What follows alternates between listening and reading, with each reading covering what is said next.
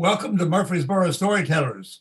Today's program will be featuring the Murfreesboro and Rutherford County Chamber of Commerce. Our first guest is Patrick Cammack, who is the Vice President for Economic Development for Murfreesboro and Rutherford County. Patrick, welcome to Storytellers. Thank you. I'm so honored to be here, John.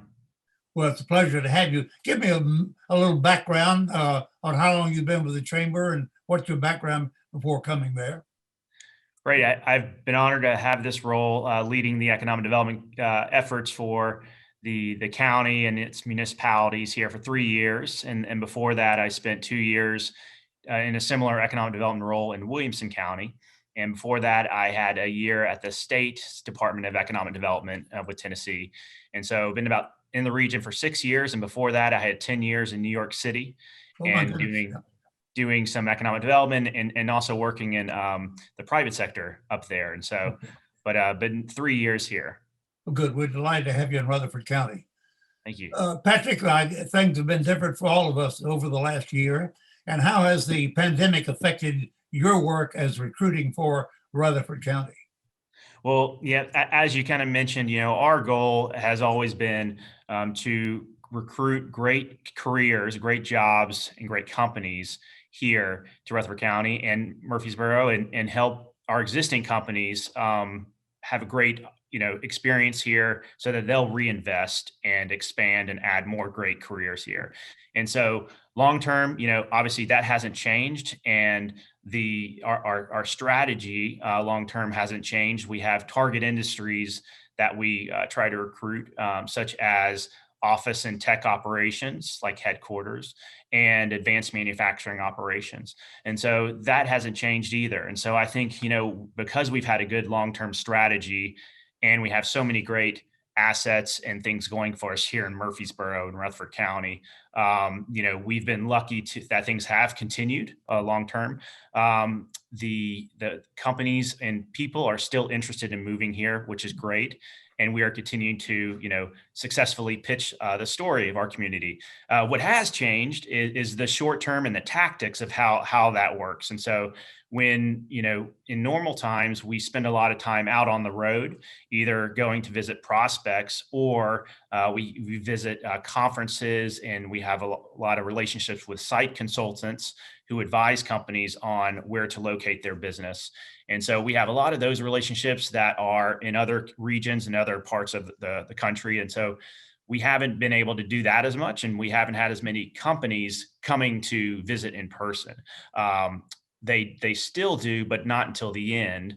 Now we've had a lot more virtual meetings like this. And so we had to learn how to do a lot of what we would typically do in person, such as showing a site, or real estate options, which is easy to do when you're on the ground, but a lot more difficult to do on a computer if you're trying to give someone a feel for the community and a feel for a certain real estate building or a property.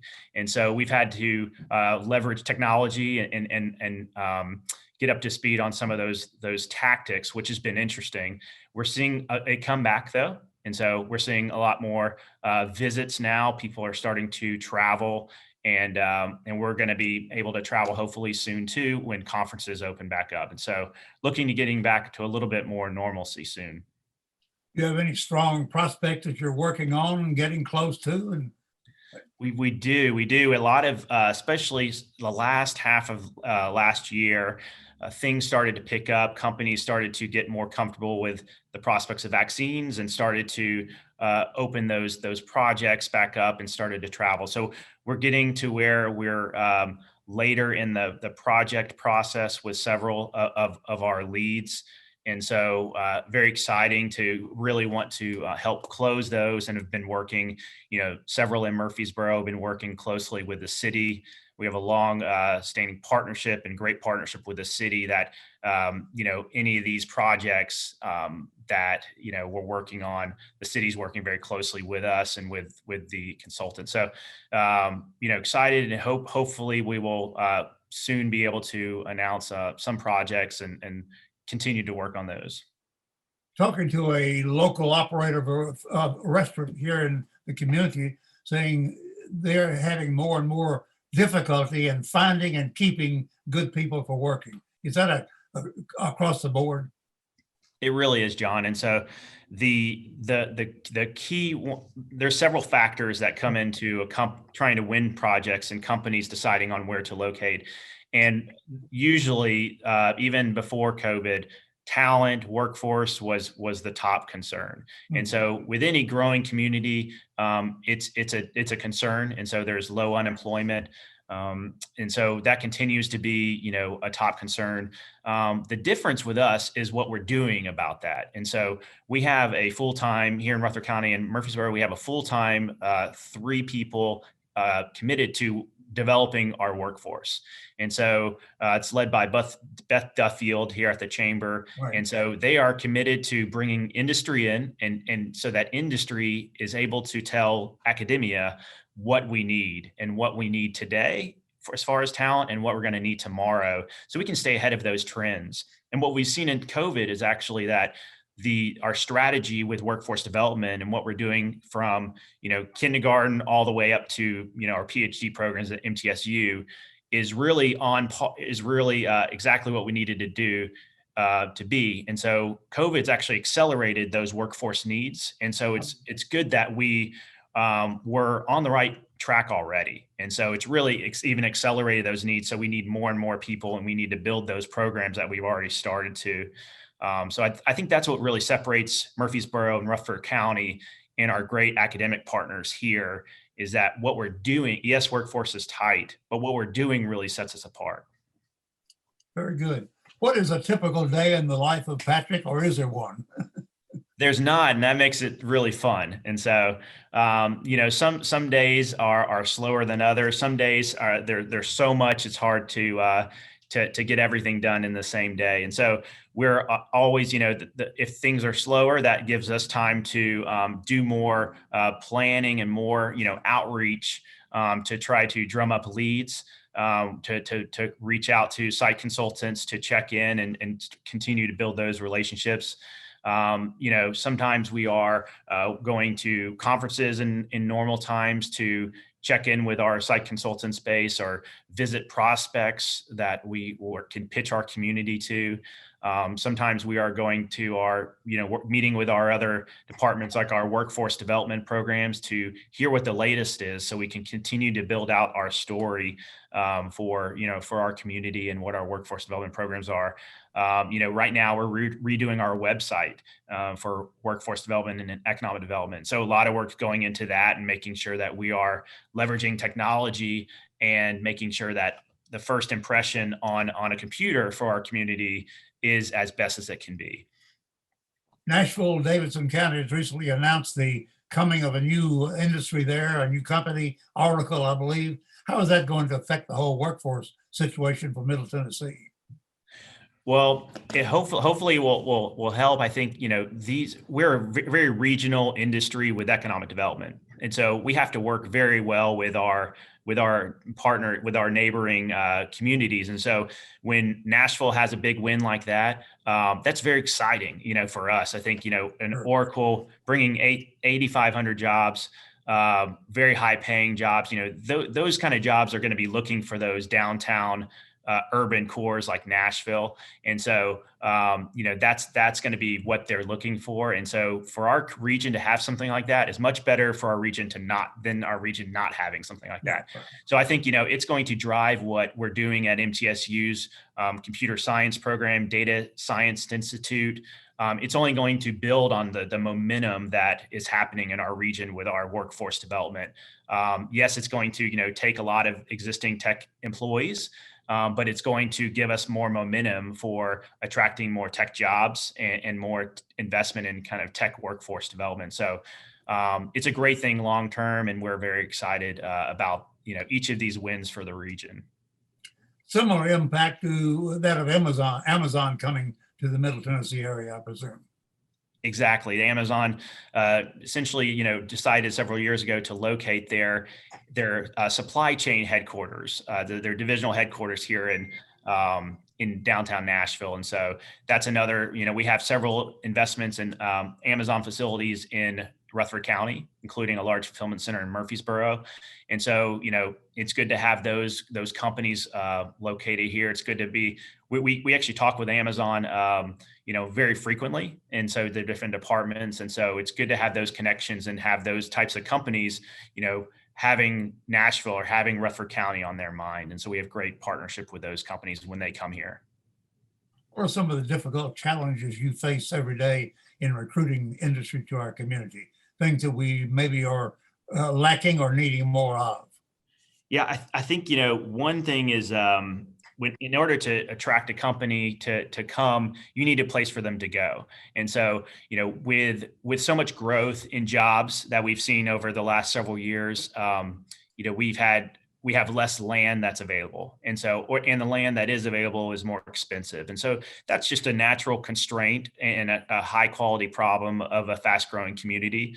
And so, we're always, it keeps us needing to continue to look forward, working with our communities like Murfreesboro and identifying where's the next growth going, where that's why working very closely with the city on, where the future infrastructure investments are going. The Murfreesboro has a great planning department that is always thinking about these long-term, issues and planning ahead. And so for us to, work with them on thinking, okay, if we're have less industrial land or have less office space right now, where is that next stage going? So to try to stay ahead of that real estate scenario, to always have short-term real estate solutions for these companies is kind of a natural problem with growing communities. And that's something we face, is that, we have less land than we did several years ago, and and it's more expensive. And so we that's a challenge that we work with, but it's a high quality problem.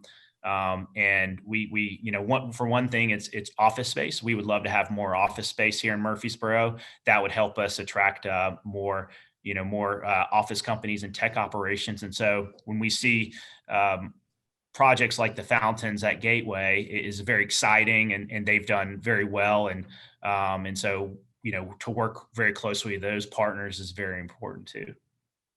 Quite different when we used to promote Rutherford County as the dairying center of the South. Yes, exactly.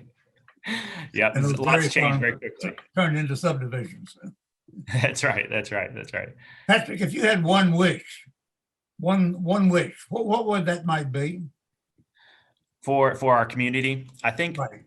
yeah, I think, to see and to continue to build on our successes as build our tech and corporate, opportunities out. We've had several successes over the last several years with Kasai's North American headquarters coming to Murfreesboro. In the fountains at Gateway, we've seen Steel Summit headquarters. A tech company, i3 Verticals, move their tech operation from Atlanta to Murfreesboro. We have, Schwann Cosmetics, which has their headquarters co-located with their manufacturing facility. We have, and just announced, Woods Air Movement, a British company, started their first North American headquarters is going to be in Murfreesboro with their R&D and manufacturing facility. And so, several headquarters wins, some big, some, more moderate, but I think that momentum is something we want to see continue, in that to have some more tech and corporate operations come here to Murfreesboro, so that we can build on that momentum, so that our residents that are having to commute to Nashville for tech and corporate jobs can have that opportunity locally, and we can have more white collar and tech and operations here. And I think that's happening. We're building that momentum over time, and that's something we hope continues, and we're working hard every day to make sure it does. Patrick, as our time is running out, is there anything else that we have not covered that you'd like to mention?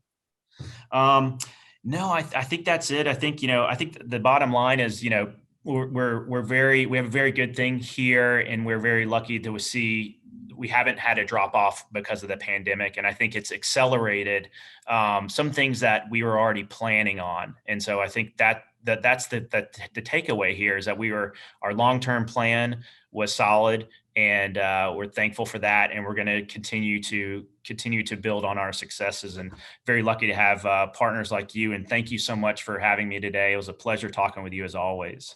Good, Patrick. Good to have you, and thank you for the great work you're doing for Murfreesboro and Rutherford County. Of course. We've been talking to Patrick Cammack, who is the Vice President of Economic Development for the Murfreesboro and Rutherford County Chamber of Commerce. Thank you very much. Thank you, John. We're pleased to have as our guest on Murfreesboro Storytellers, Susan Gulley, who is the Director of Cultural and Heritage Tourism at the Murfreesboro and Rutherford County Chamber of Commerce. Susan, welcome. Good morning. Thank you so much. You must have a fun job as well as a very interesting one and a demanding one, I'm sure. I do have a fun job. I get to do all of the arts, music, and history that make up Rutherford County. What's your background, Susan, prior to coming to the chamber? Well, I love seeing that background on your screen because I am alumni of the art department at MTSU, majored there in graphic design and photography. Okay. And so I've lived in this area my whole life. I have been an artist for print companies. I've been a freelancer. I've worked for Nissan Motor Factoring in Smyrna for in human resources and in import export. And then the last 12 years before coming to the chamber a year ago, I helped run a arts education nonprofit in Smyrna called Carpe Artista. Oh, yes. Okay. So I started here at the CBB the first day of lockdown for the pandemic. So my first year has been interesting. How has that affected your job and your relationship with the chamber? Well, it affected it mainly just because so much of the things that we do here with the CBB, which involves tourism, which is travel from outside of our community, and also the local events that happen here, of course, were delayed or stopped for a while. So my first year gave me a time to learn new procedures for my new position, to get to know my teammates, do a little team building, and then to get all of the names and communities and the cultural arts that we have here in Rutherford County under my belt in a different manner. So I've always been a part of these activities, but I've not been the one to be in the background of them. So it's actually been a good year. Susan, are these events about to come back to normal? Absolutely. And we are so excited. So we've had the last year of unknowns, obviously, like everybody. And because our tourism dollars mainly comes from hotel, motel taxes when people travel and spend the night, of course, people were not traveling very often. But what happened on the creative side is all like for the Rutherford Arts Alliance, Carpe Artista, MTSU Arts, Cultural Arts, the city. What happened is people got creative. So new songs were written, new events were planned, although they were just going to be delayed before they happened. So that cultural arts side of our community has not been stagnant. You just haven't gotten to see them yet. So our calendars are filling up very quickly. There's lots of events that are coming back. Thankfully, everybody's being safe in the process, and I'm excited. Susan, is there one event that tends to be most popular or best attended of all the things that go on in our community? Well, we have over 300,000 people in the community. So what that means is we have lots of opportunities to go to lots of different places, and also lots of opinions and likes and dislikes. And so sports obviously drives a lot of our community. A lot of our tourism dollars come from sports. So Spring Fling is actually back. We're excited to say. My family is creative and sports related. So we've always done the ball game and the performance arts, so that I'm used to doing both. So Spring Fling will be the last week of May. They are gonna usually in a normal year there's about 30,000 people that come for that. We'll see what's going to happen this year, but we're excited because the hotels have already started to fill up for that. Now, as far as cultural arts, of course, Stones River Battlefield, Sam Davis Home, and Oaklands are always big attractions for our area. The Simply Smyrna Celebration, which is a music festival in Smyrna that Carpe Artista does, is the second week of June. So that's usually 5,000 or 6,000 people that attend. And of course, the air show is this year. So yeah, the Great American Air Show will be the first weekend of June. So that's probably the biggest event that we have on the books coming. When is the air show? Is it in June? It's the first weekend. Yeah, the first weekend of June. You have to purchase your tickets ahead of time, unlike previous years, but all the planes are starting to get on the tarmac and get their flights figured out. So the Thunderbirds will be here this year. We also have NASCAR coming. That's not actually in Rutherford County, but it's just one exit down at exit 65 on the Nashville Speedway. So all of the activities that will happen in our county for restaurants and hotel stays will be involved in that. So that's exciting also. Susan, I don't know whether there is one, but is there a typical day in your life, in your work? A typical day? My typical day involves lots of flexibility. And since I'm a creative, I'm a singer, I'm a painter, I build sets for musicals. I like flexibility because I might get bored if I had to do the same thing every day. And you're kind of like that too, aren't you, John? I feel like you're at so many different things all the time. I guess you're right. Yeah. My main thing is to network. So I network with the cultural arts community that we have here and try to connect all the different venues together, all the different creatives together, so we can have a bigger part of the community and show the world how really rich and exciting it is to be in Rutherford County. Is there an event you would like to do that you're not doing now, around some location, a heritage here? Well, I'll tell you an event that I'm very excited about. That actually is going to happen. It's just not yet.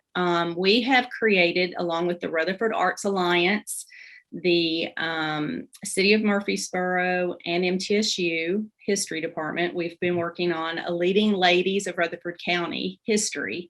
So there is a walking trail, driving trail that is fixing to launch. And that highlights about 26 women in Rutherford County over the last 100 or so years who have done some miraculous things, and pretty much none of us know that much about them. It includes Sarah K. Polk, who of course was the president's wife. Not everybody are high society ladies. Some of them were, just working their fingers to the bone on other things. So be watching for that. There'll be a trail. It's all of Rutherford County, but the main trail will be between downtown Murfreesboro and MTSU. Yeah, Sarah Childress, the wife of James K. Polk, came from right here in Murfreesboro. Yes. That heritage. Yeah. Also, Mary Kay Patterson. Is Sarah King one of them?